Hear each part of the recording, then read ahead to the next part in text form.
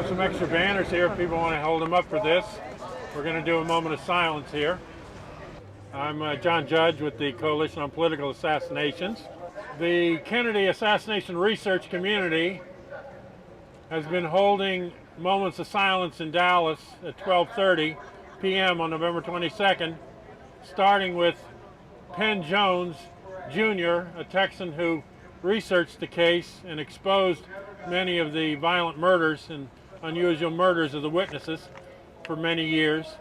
And he would go out on Dealey Plaza every November 22nd and hold a moment of silence and a moment of remembrance and not let the truth die about what happened November 22nd and who killed Kennedy. He asked me when he got sick, I was going out there with him from 1968 on, he asked me to continue the tradition that we have, but this year we were intentionally blocked by the 6th Floor Museum and by the Mayor's Office of Dallas and by Ruth Sharp Altshuler and the Planning Committee from having an event. We fought back because originally every park in Dallas was closed to First Amendment activity according to the city attorney on November 22nd. There was to be no free speech here that day. We fought back, threatened a lawsuit, tried to negotiate with these people, and eventually won some semblance of free speech here in Dallas today so that we could leaflet, so that we could hold up a banner, at least over here. There's no free speech inside the zone that they've created, but the rest of Dallas is now a free speech zone, and so it's possible for people to be out here and to be visible. If some of the other COPA people could pick up banners, I'd like to hold the banners over here because we've got messages on the blue banners.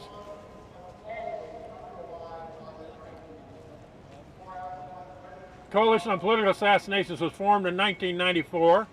It's a national network of forensic and ballistic and legal experts in this country. Some of the leading forensic pathologists. Our founding president was Cyril Wecht, who just held a conference at his Institute of Forensic Law and Science in Pittsburgh. And we're also academicians and authors and independent researchers.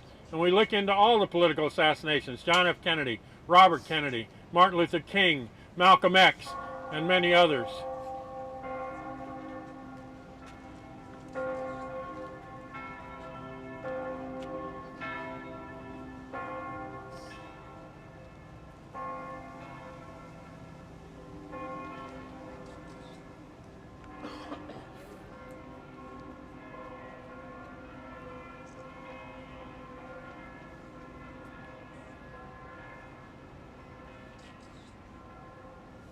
So we'll hold a moment of silence along with the mayor.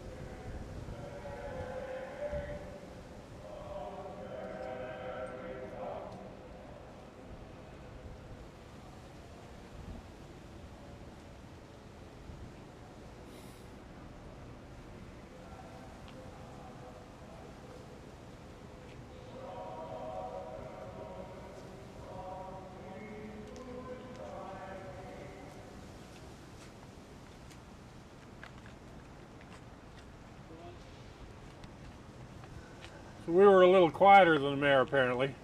But they're not after a moment of silence. They're after a perpetuity of silence. They want forgetting today. They want us to forget who killed Kennedy or why. What's the new evidence? There's plenty of new evidence. We got 6.5 million pages of records loose under the JFK Records Act. We have a Martin Luther King Records Act in play. We've unearthed a great deal of new history about the Cuban Missile Crisis and about the Bay of Pigs and about the Kennedy administration, but also the new evidence backs up Jim Garrison's case in 1967. and the case for conspiracy in the Kennedy assassination.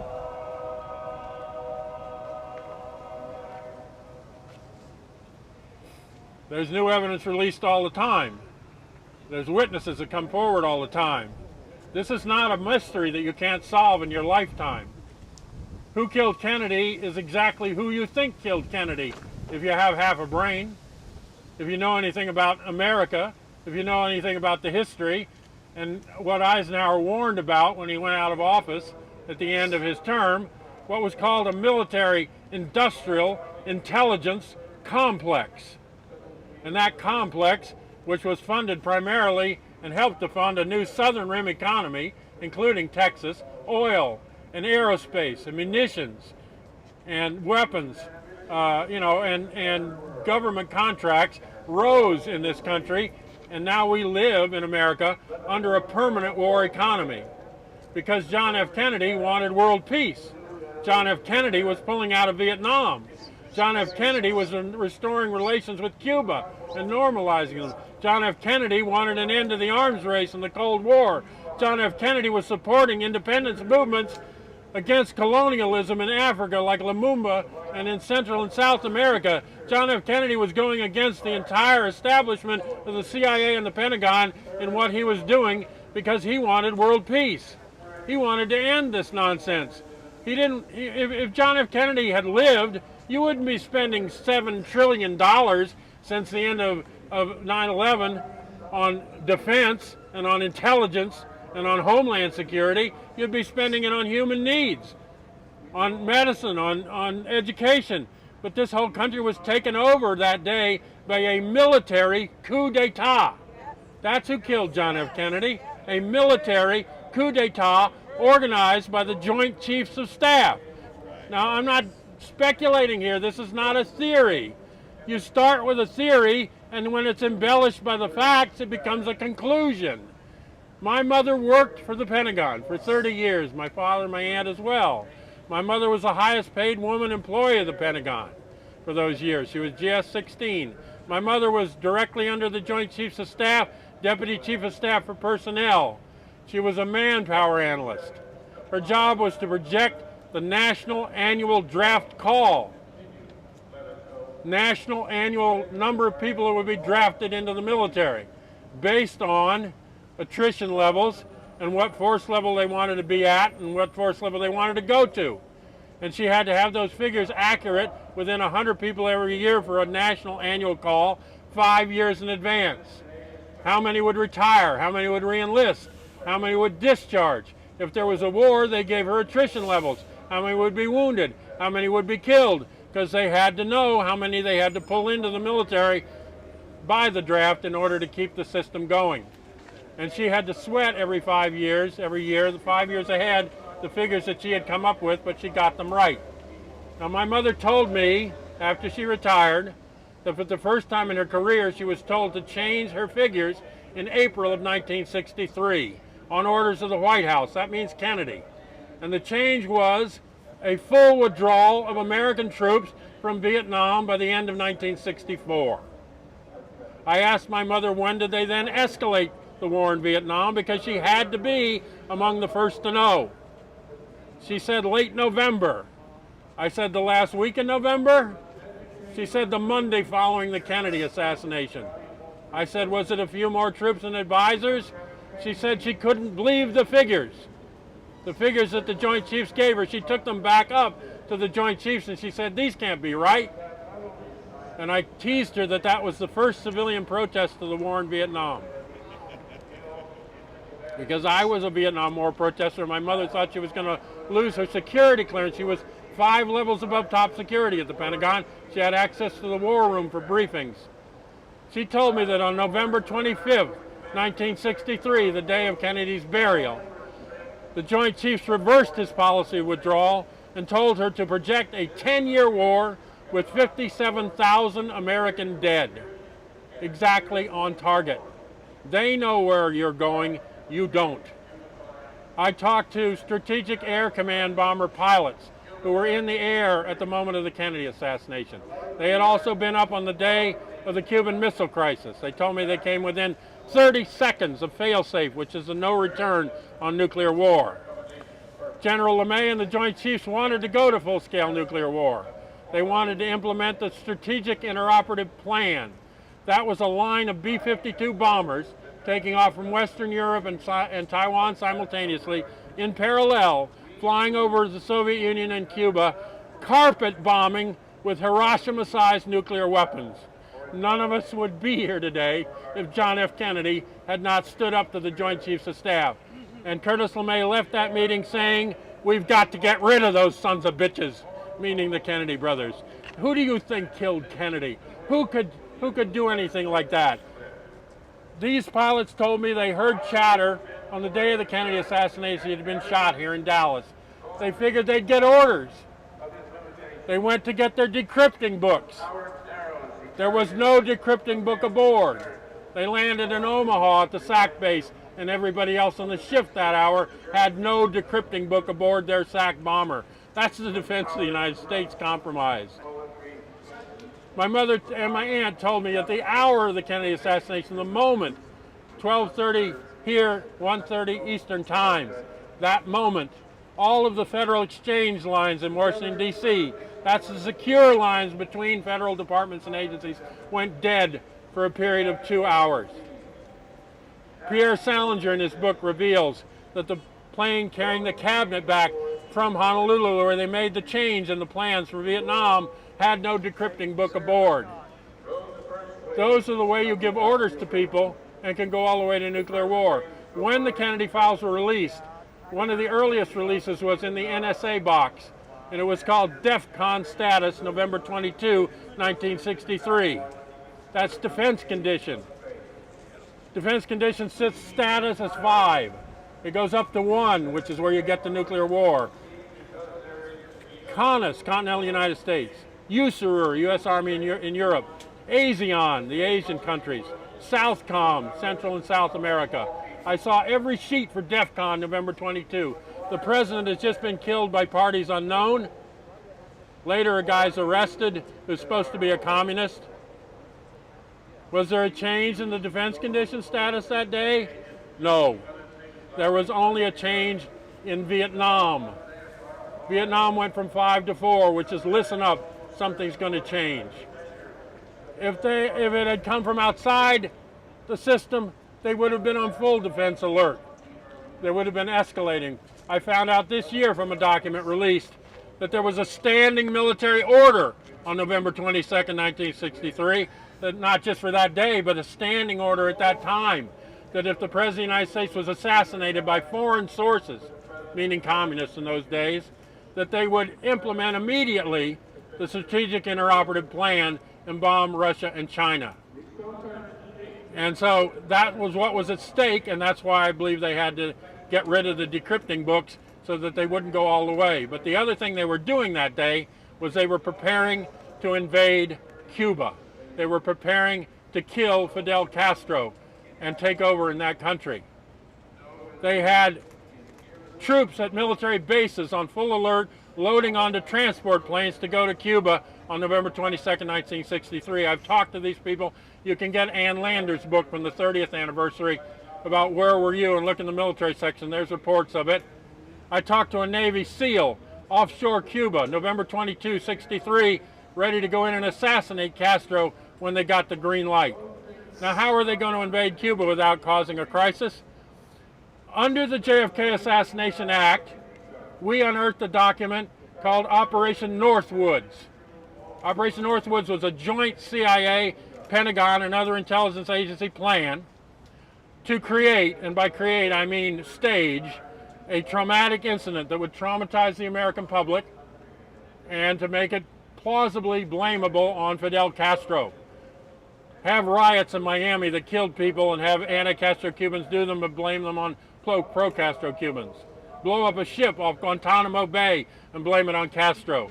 Make a fake airline blow up by the Cubans off Cuban airspace and send fake obituaries home to the newspapers to get people excited about it. blow up John Glenn on the way to the moon. These are the kind of things that they're talking about implementing for Northwoods. Kennedy turned it down. Kennedy had also stopped the raids on Cuba.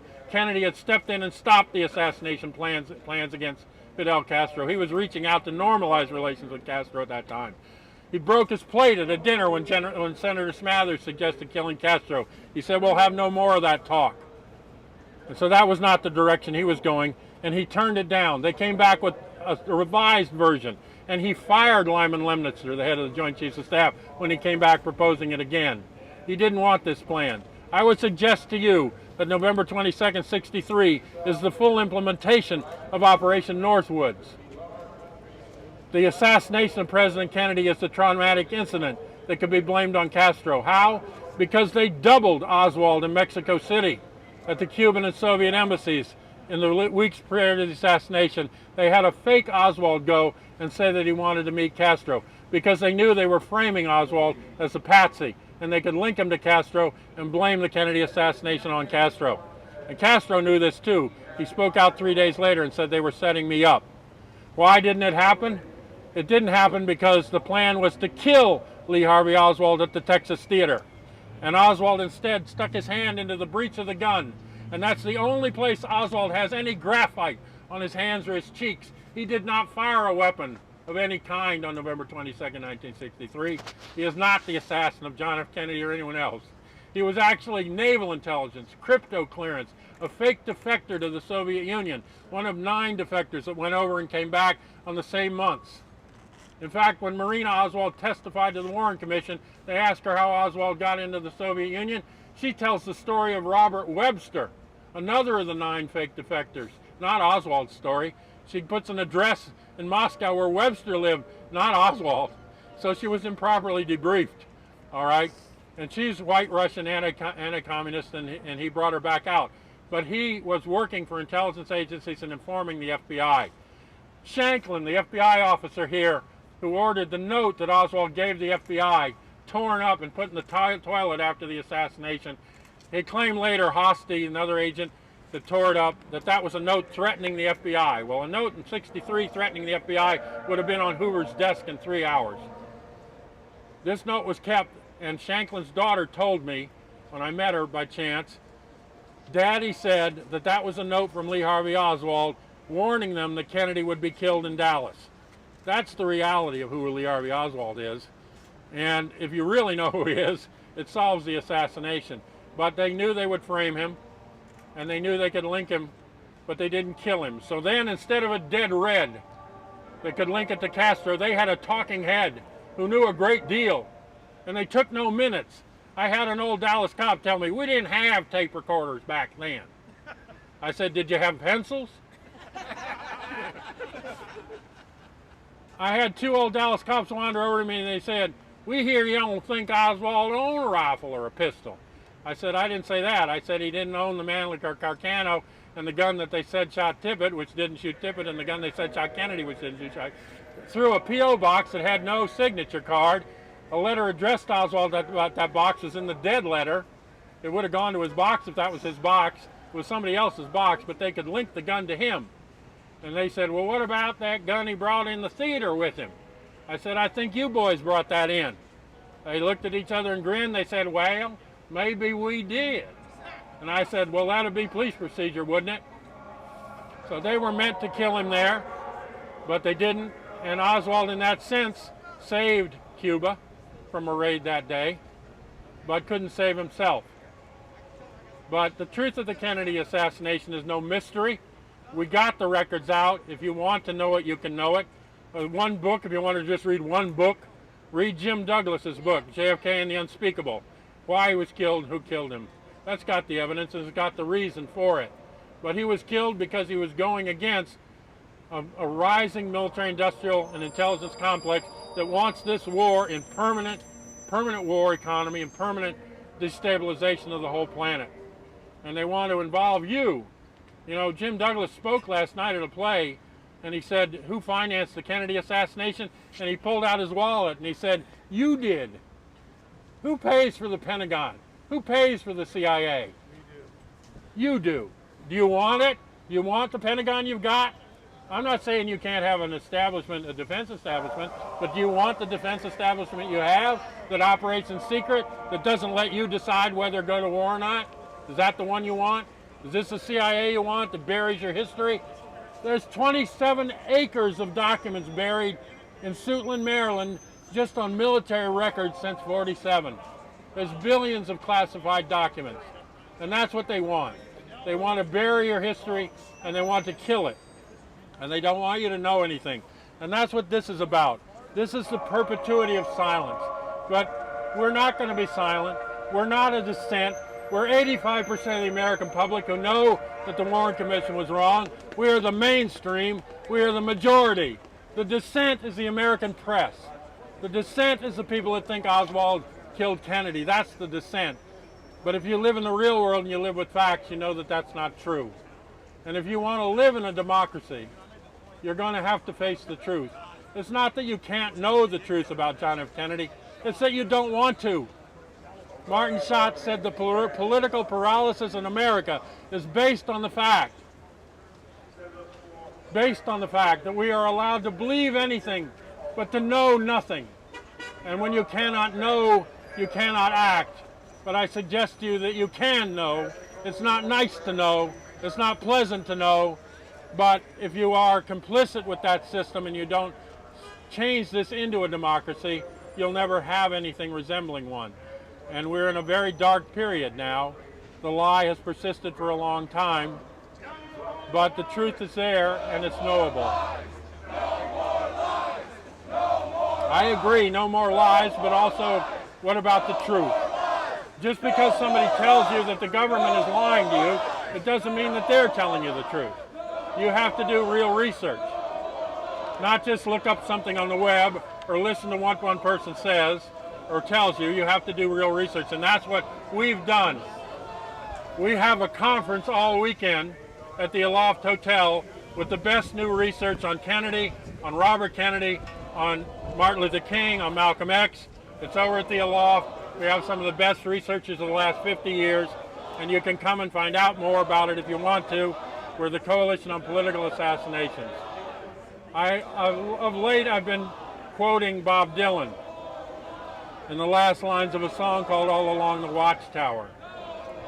There must be some way out of here, said the joker to the thief. There's so much confusion. We can't get no relief. The businessmen, they drink my wine. The plowmen dig my earth. None of them along the line know what any of it is worth. Well, no need to get excited now, the thief he kindly spoke. There are many of those among us who think that life is but a joke. But you and I, we've been through that, and that is not our fate. So let us not speak falsely now. The hour's getting late.